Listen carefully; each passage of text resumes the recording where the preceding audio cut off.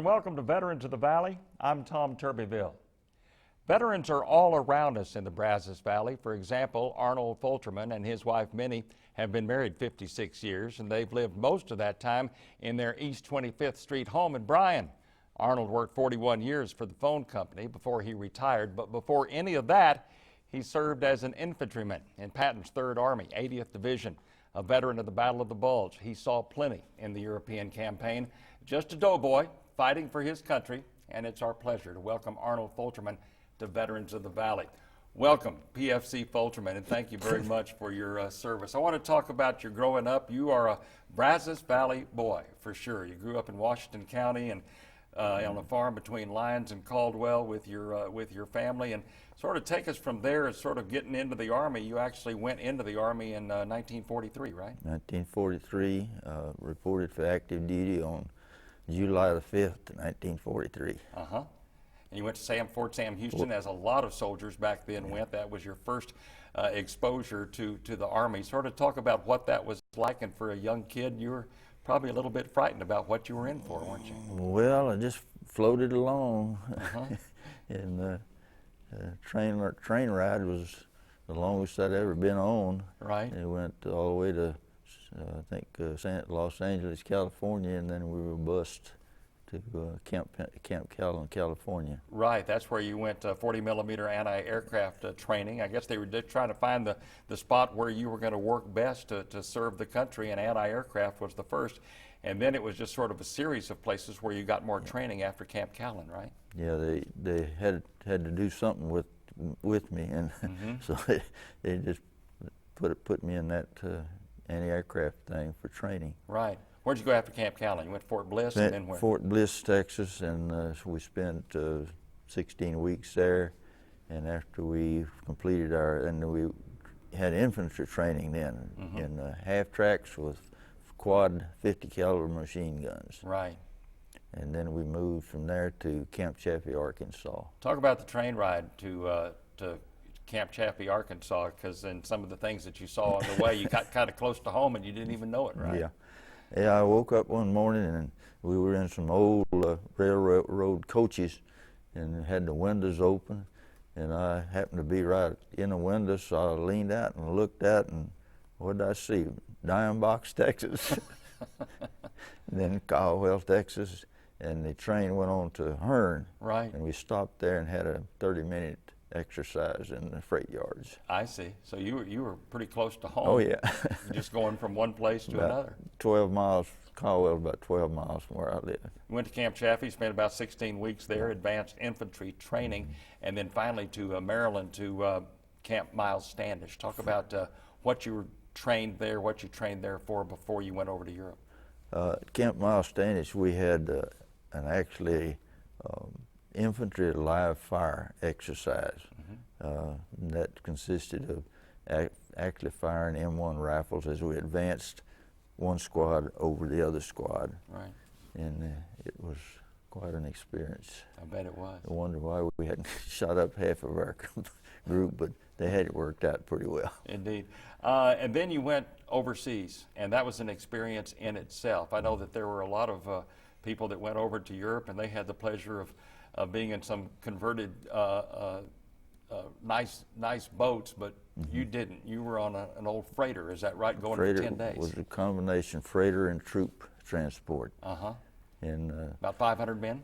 It was, I think it was around 500 men that they had down in the hold of that ship, and air conditioning and the air system wasn't too good, and everybody was seasick. Oh my goodness. and the smell of hot, smelly, greasy smell coming out of that kitchen, it just make you sick before you ever got there. I don't think I ate over 2 meals after I got home. So you had 10 days of that. 10 days because you were actually in a naval convoy, is that right? Right. Yeah. So you must have felt like you were already in combat just going overseas. Well, I felt terrible. I don't know whether. After you left the States, I know you told me the other day that you pretty much lost. You just sort of went wherever they took you. You landed somewhere in England. You're not sure where, but it was there that you met up with the 80th Division, and then that's where you were in England before you went. No, I was in a replacement depot, and then then we boarded a ship and crossed the English Channel and disembarked into landing craft and landed on Omaha Beach. Of course, it was already secured at that time. And from there, we were trucked to an assembly point close to Le Havre. Okay. And from there, we were put in groups and then sent out as a replacement to certain divisions. And I happened to wind up in the 80th. And that's where you wound up in the 80th. Right. So I got you in the 80th a little bit too early. Yeah, that's all right. Talk about the crossing of the English Channel and going into Omaha Beach. You all had already known at the time about D-Day and what was up, and that the invasion of Normandy, and this was going to be the last push towards the end of the war in Europe. But did you know specifically what you were going to be doing once you got to France? No, I just knew I'd be in an infantry outfit somewhere. Right. I had no idea as to what division or anything like that. Yeah, it was about that time after you got over there that you took what turned out to be your last shower for a while, right? Yeah, or your last bath. No, that was a bath in a stream in a farmer's field. Right. The cold water. They divided us into company strengths. See, so there was a whole company of GIs out there in the nude in this cold water taking a bath before. But it was refreshing. Yeah, I bet it was. Yeah, and if you'd known it was the last one you were going to have for a while, you'd have known how refreshing. I know you wrote a story about your service in Europe, and one thing that you wrote was about the dead cows. Yeah. You wrote about that. Talk about that and what that was all about. Well, I couldn't figure why there were so many dead cows laying around. There were big Holstein dairy type cows that had been killed. But at night, sometime the Germans had used cows to infiltrate our lines. Well, after this developed, they just, whenever there was something going on out there, they would call in an artillery strike. Right. And the poor old cows was the ones that got in the way. Got most of the damage. Right, because at night you couldn't see. They didn't know whether it was personnel, whether it was troops, or sometimes it turned out to be cattle, right? And that was the blackest nights I've ever seen in my life. You could almost touch your nose before you could see your hand. Wow. Your job there was in ammunition and a pioneer platoon. What was a pioneer platoon? It was actually a miniature engineering platoon that did the dirty work. Right. Digging ditches. Packing stuff around. Piggybacking. Yeah. Pack muling wherever they needed stuff to go. Right. Now this is a unit, I understand, that before you got there had one of the reasons they needed replacement because they had been under pretty heavy attack and it had some significant casualties. Is yes, that right? At Pontamousson Hill, the regiment and battalion suffered pretty heavy casualties. That's the reason that we went in there. Right. After this, I believe you moved to the Seal River, crossed the Seal River, and you were pretty much in a defensive mode. Sort of talk about what you were doing there. Before we crossed the Seal, we would cross the Moselle, but we had not crossed the Seal River. I understand. And we sat for about 10 days, I think, on the west side of the Seal River while they brought in supplies and stuff and replenished the troops that we had lost again. And then we moved out to cross the Seal River.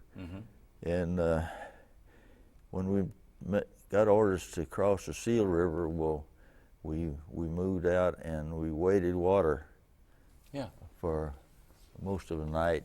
It was about a mile long, and that water was anywhere from ankle deep to armpit deep. Wow. But we stayed on a little road that we could see the outline of a roadway fence.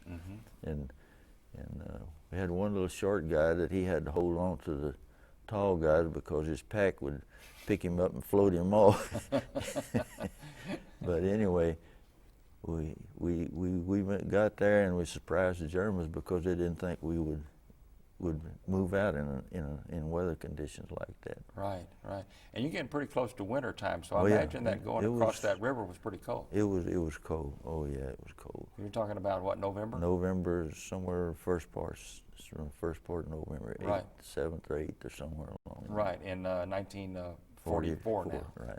Right, where this is before you move on to Luxembourg and the Battle of the yeah. Bulge. But before that, you told a story about, I believe, one of your captains, Captain Chitwood, had asked you to go along to inspect a cemetery and a church tower, a church bell tower. Sort of talk about that and what that was about. Well, we had moved into this town, and as we got into the town, it was getting dark. By the time it got dark, we got in a bunch of artillery or mortar fire or something. It was pretty heavy. Anyway, it was pretty well localized in one area of the town, and somebody figured out that, well, they had an artillery spotter somewhere, and it wasn't anything falling close to this church or cemeteries. So Captain Chitwood was the commanding officer of the I&R platoon, reconnaissance and intelligence and reconnaissance platoon. Yes, sir. I don't know why he came and got me, but he got me, and we went out and went all through the cemetery. And those cemeteries had big crypts and stuff, and we went around and checked all the doors on that. And then he went up into the bell tower of the church while I was posted on guard at the base of the stairway. Right. But there was nobody there. But then I found out why the next morning. In the meantime, the field artillery, some field artillery unit was bringing in a humongous artillery piece. It was a 280 millimeter gun, and they were setting that thing up outside of this town. Well, we went back to where we was in the buildings, and the next morning before daybreak, well, they fired that thing. Oh my goodness. And it just literally blew the roof off of the building that we was in, and we thought we'd done had it again. Yes, sir. But the gun, they tell me, was capable of firing this 280 millimeter projectile at a distance of approximately 30 miles. Right. And I want to go back after you backtrack a little bit. After you crossed the Moselle River, you said that there was an incident at that time where your truck had gotten bogged down. It had been raining quite a bit, got bogged down in the mud, and you thought that was one of the scarier times for you because you thought that you might have been ahead at that time. Sort of talk about that and what your thoughts were then. Well, we usually didn't try to bring vehicles into the towns. They'd try to conceal them in the woods or something, and they turned off the highway just before we got into this little town, Brat, France. Right. And the driver got up a ways in the mud, and then his truck stalled, and he couldn't go forward anymore. And in the meantime, the Germans decided that was a prime target, and it was just me and the old truck driver there, and the motor pool officer's Jeep driver was down on the road. Well, the truck driver was wounded, but he was able to back his truck out of there and take it on down into the town. Well, the Jeep driver was lost his life out there on the road. And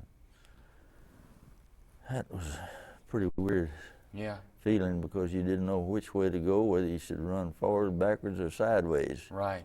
And I finally went back to the town and joined up with my group that was in town. And your truck had been set on fire, and inside of it was your only pair of spare breeches, right? That's right, yeah. Everything else I had. I didn't have any. So you wore the same pair of pants for what, about 3 months or so? Yeah, just about from September, well, longer than that. Yeah. When I left England. All the way till the 6th of December. Right, because the 6th of December was when you got a little bit of a break. You'd been in enemy contact for 102 straight days. So you went to a town in France and got fresh clothes, and you finally got a shower, right? Right, that's right. That must have felt good. Oh, it did. Yeah, you can remember probably your most memorable shower, right? Shortest 5 minutes I ever spent in my life, because that's all the time we would have That's in all that the shower. time you had. But then you got orders to go to Luxembourg, and that meant what you would soon or later find out would be the Battle of the Bulge. When I have spoken to veterans who were involved in the Battle of the Bulge, the first thing they talk about is the weather. And they talk about how cold it was. They say it is the coldest that they have ever been before or since. I assume you would agree with that, right? I sure do. Yeah. How'd you keep yourself from freezing? We had orders to go and relieve another infantry division, but while we were in transit into their positions, they were coming out, orders were changed, and we loaded back on the quartermaster trucks. And it was drizzling rain, as it usually did over there. We loaded on these trucks, and well, we didn't know where we was going or nothing, just to get back on the trucks.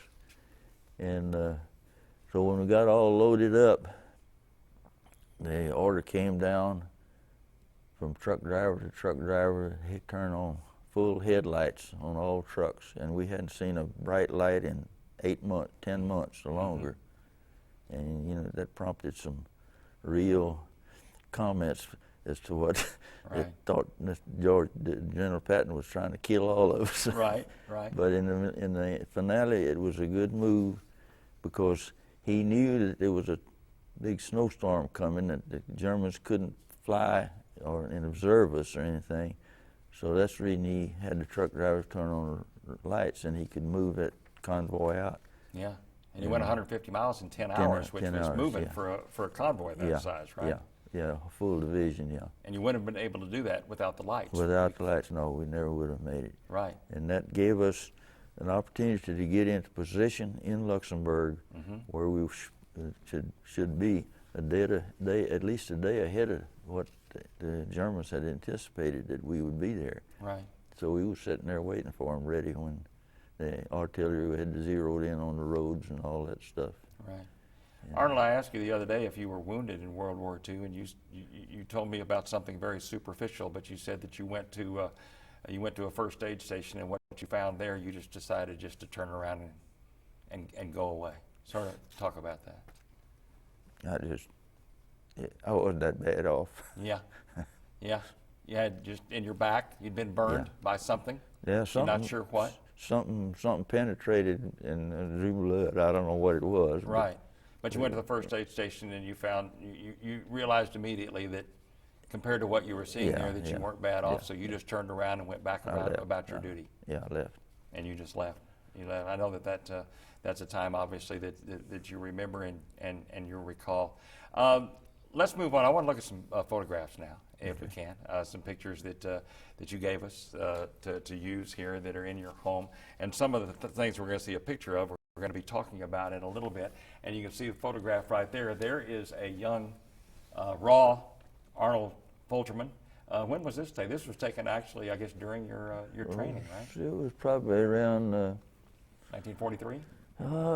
August sometime 43, I guess. Right. Just a young, well-shaven, about to go. I didn't have to shave. Didn't have to shave back then. Rubbed pretty hard with a washcloth. Well, as a fine-looking soldier. Okay, let's move on to the next photograph. Look at this picture here. This is you in a Jeep. Where was this taken? That is Mauerkirchen, Austria.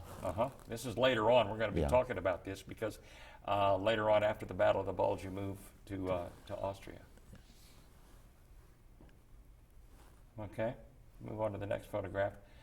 We're going to talk about this in the German surrender as the war was coming to an end, and isn't that what we're looking at right there? Right. That is a collection of the stuff that they brought with them when they surrendered. The 6th German Army surrendered to our 3rd Army. Right. And they brought their vehicles and military equipment, and they were parked out in these valleys at Mauerkirchen, Austria. Wow, that's quite a sight. Yeah. Right there. That's just a small part of it. Just a small part of it. Just very small part of it. Okay. Move on. We've got another one. Talk about this. This is towards the end of the year, and this is some of your buddies. You're not in this picture, but this is some of your buddies kind of celebrating the impending end of the conflict. That's right after we received orders to cease all all hostilities. All hostilities were ceased. Yeah. And the fellow on the left had found himself a stovepipe hat. Yeah, I never did learn what the guy's name was. That's true in a lot of the cases. You didn't know what the guy's name was because you didn't go into formation, for roll call or anything. Right. But he was from Alabama, and that's what he went by, Alabama. Alabama. Alabama. He was Alabama. Okay, we've got a picture now from actually, you go back, this is from your early training at Camp Callan, California, and this is actually just a section of a much wider picture. This is probably only about a fourth of the people that were in that training group at Camp Callan, and you were sitting bottom, almost the center. You can see the black dot there, and that's you. That's me. Wasn't much of me. What? I was a skinny kid. You're a skinny kid, but they were probably gonna take care of that, for sure.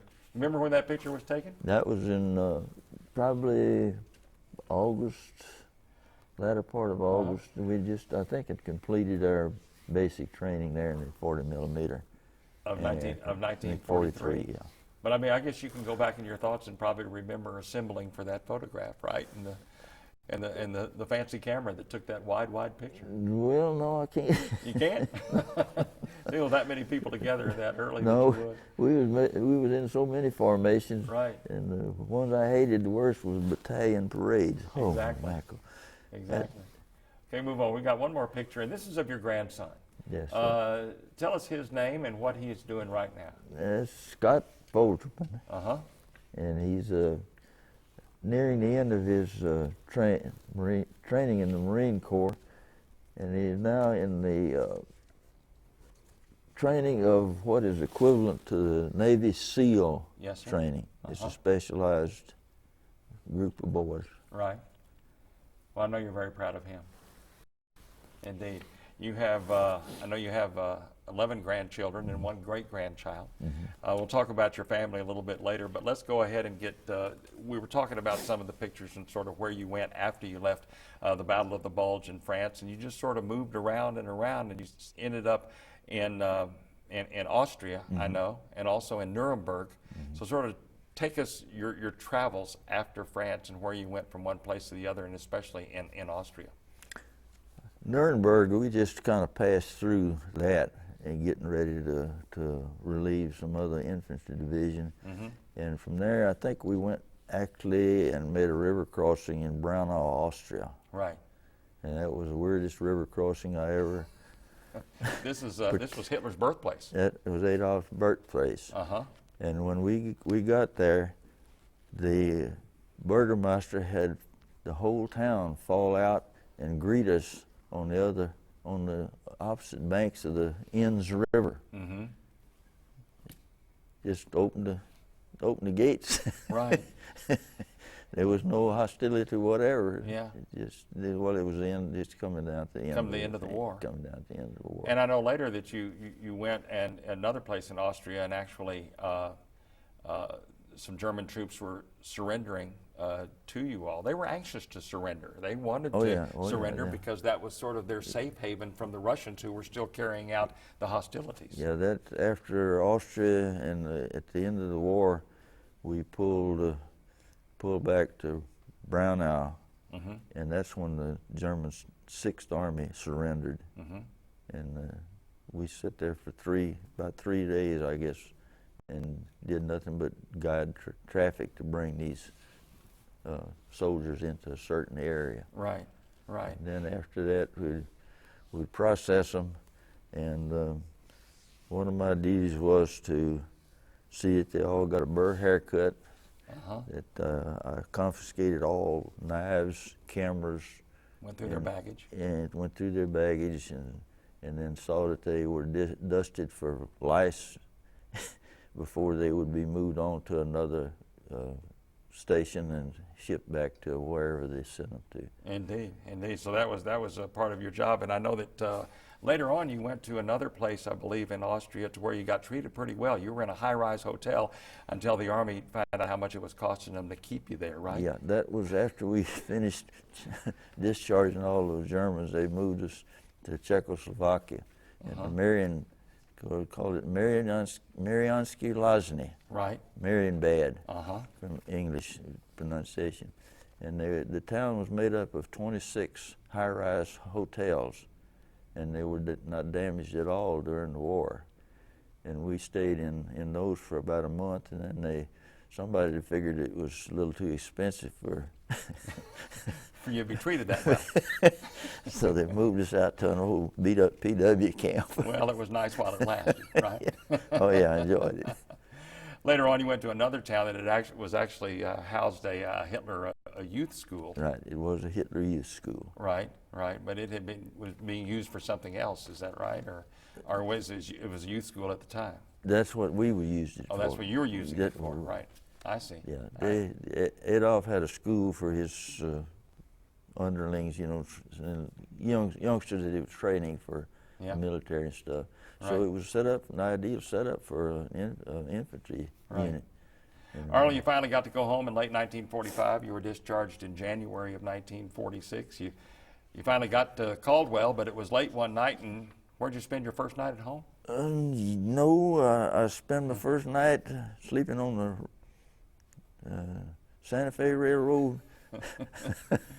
On the bench at the train At station. the train station, in Caldwell. Because there's no buses running, and I didn't know anybody.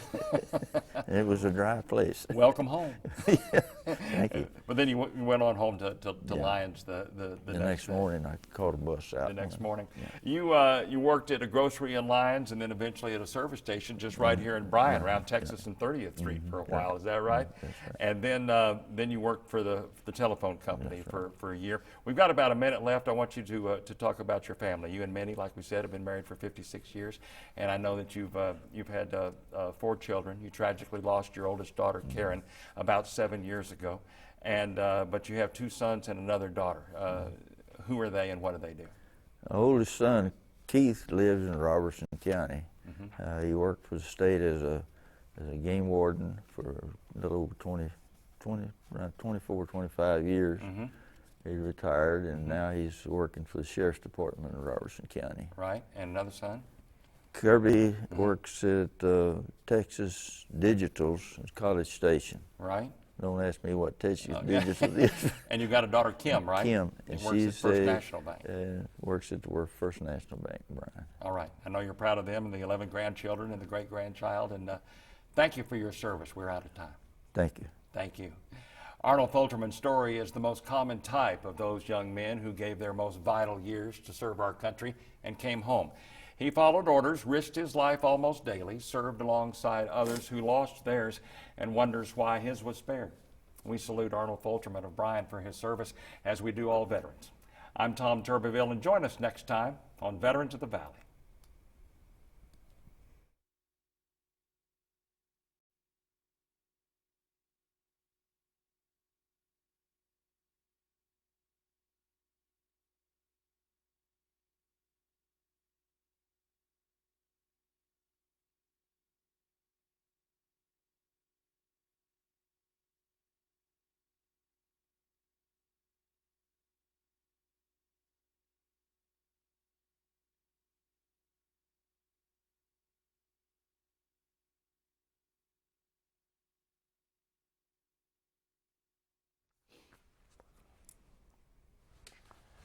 All right, I'm ready whenever they say. Okay, here we go. We're going for 30 seconds here, right? Okay.